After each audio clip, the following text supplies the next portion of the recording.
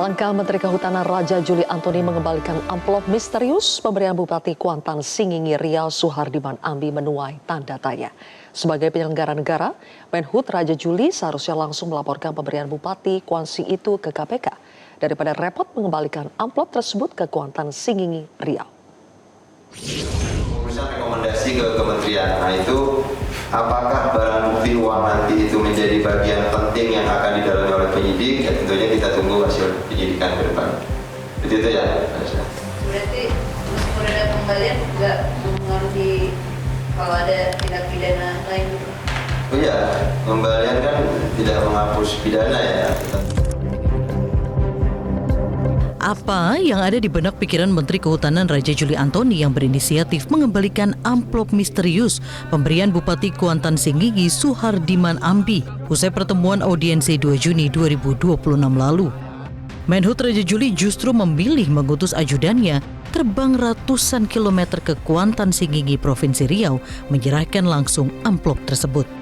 Padahal Gedung Komisi Pemberantasan Korupsi atau KPK jaraknya hanya beberapa kilometer dari Gedung Kementerian Kehutanan Jakarta. Sebagai pejabat negara, Menteri Kehutanan Raja Juli seharusnya paham betul soal aturan pelaporan gratifikasi. Dalam Undang-Undang Tipikor, penerima gratifikasi wajib lapor ke KPK paling lambat 30 hari kerja dan membuktikan bahwa amplop tersebut bukan bagian dari suap. Belakangan, KPK menyatakan Menhut Raja Juli telah melaporkan penolakan gratifikasi pada Jumat 3 Juli usai menggelar konferensi pers di Kementerian Kehutanan. Saya memiliki komitmen untuk memberantas korupsi, akan bekerja sama, akan kooperatif dengan KPK.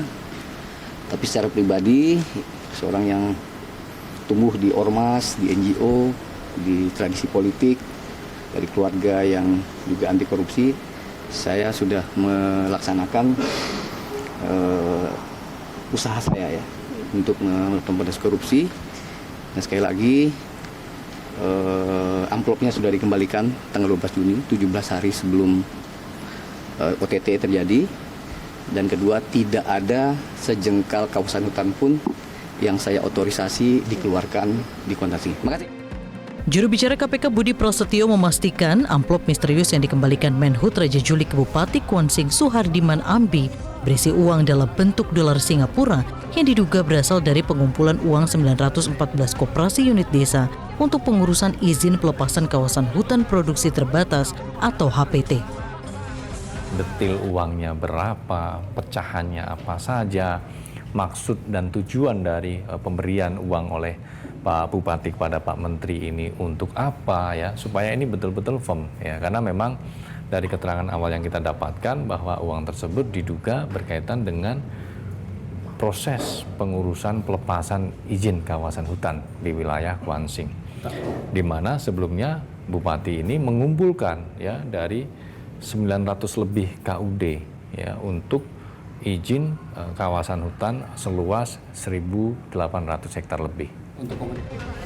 KPK sendiri diketahui sudah mengantongi pengakuan dari tersangka Bupati Kuansing Suhardiman Ambi pernah memberikan uang tersebut untuk Raja Juli. Namun, belum diketahui untuk apa penyerahan uang tersebut. Bukan tidak mungkin perkara suap kasus jual beli jabatan yang kini menjerat Suhardiman Ambi akan berkembang pada kasus suap lainnya yang diduga berkaitan dengan amplop yang pernah mampir di kantor Raja Juli Antoni. Tim Liputan Metro TV. Bersama Menteri Kehutanan Raja Juli Antoni melaporkan penolakan gratifikasi yang ia lakukan terhadap amplop dari Bupati Kuansing yang kini menjadi tersangka kasus suap di KPK. Langkah Menhut yang baru melaporkan gratifikasi tersebut pasca KPK menangkap dan menahan Bupati Kuansing menjadi tanda tanya besar. Saya akan membahasnya bersama dengan juru bicara KPK, Budi Prasetyo. Selamat malam, Mas Budi. Halo, selamat malam Mbak Zilvia.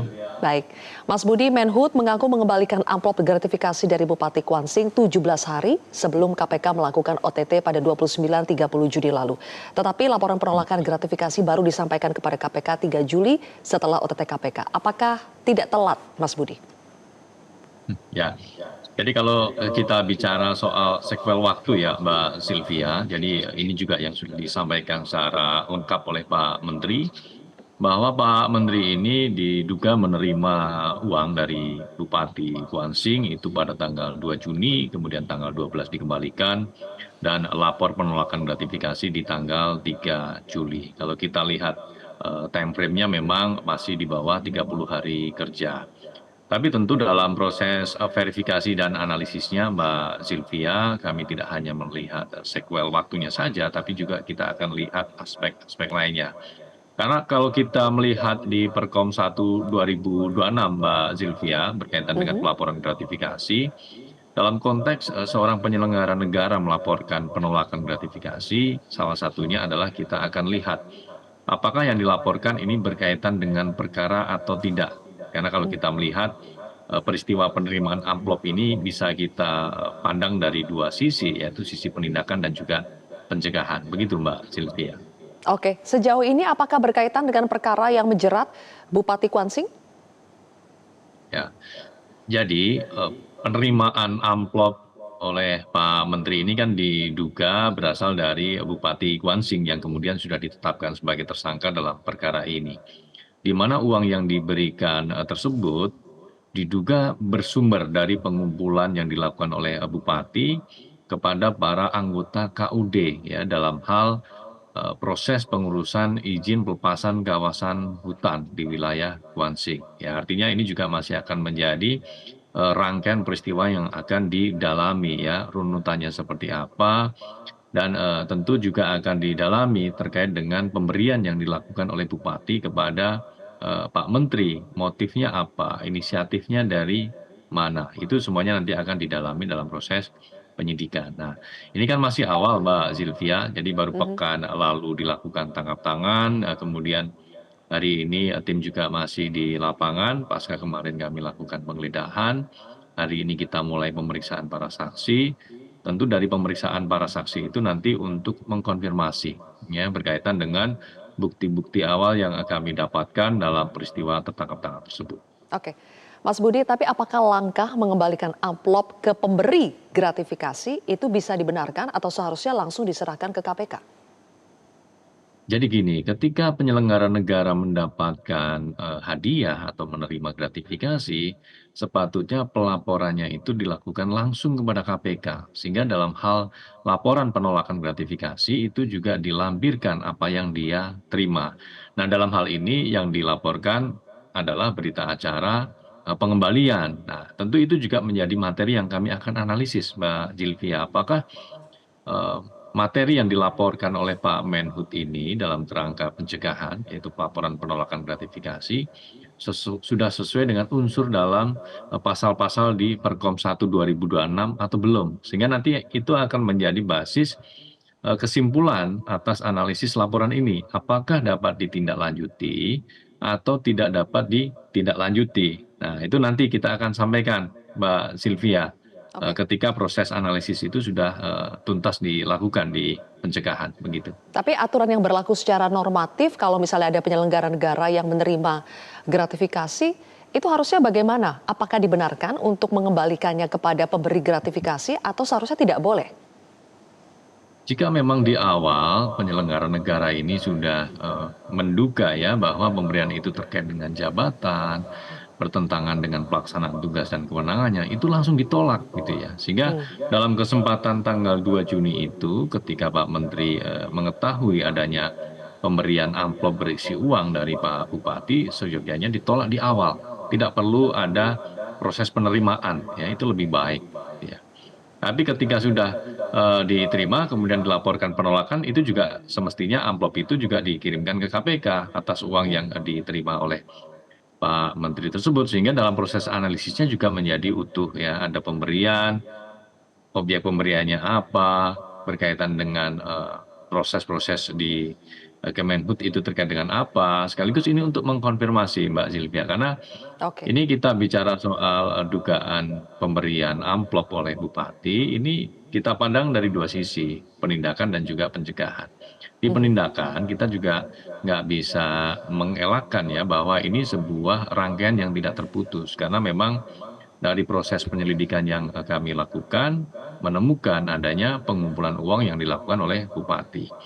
Kemudian dari uang-uang yang dikumpulkan tersebut dikonversi dalam bentuk Singapura dolar yang kemudian dimasukkan dalam amplop, disiapkan untuk diberikan kepada Pak Bupati, di mana proses pengumpulan uang itu berkaitan dengan proses izin pelepasan kawasan hutan, Mbak Ya. Zilvia. Artinya kan memang selaras ya dengan tusi di Kemenhub, begitu Mbak Zilvia. Sudah diketahui, Mas Budi, berapa jumlah uang yang ada di dalam amplop tersebut?